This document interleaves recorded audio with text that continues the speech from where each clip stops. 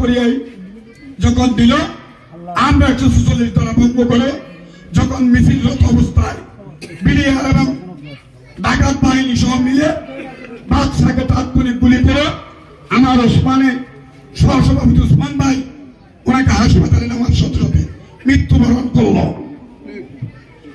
আর যাকে বিএনপির একজন সাপোর্টার ছিল মাত্র। যখন আব্দুল হালিমের জন্য শেষ করে আমরা যখন গতিপথ দিয়ে যাচ্ছি, তখন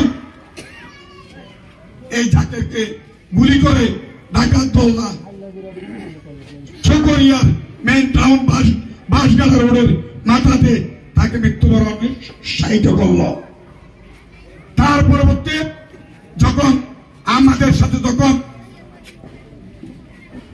ডাকাত এবং পুলিশ বাহিনীর সাথে 10 শুরু হলো, একজন লোক সাতকানিয়া তার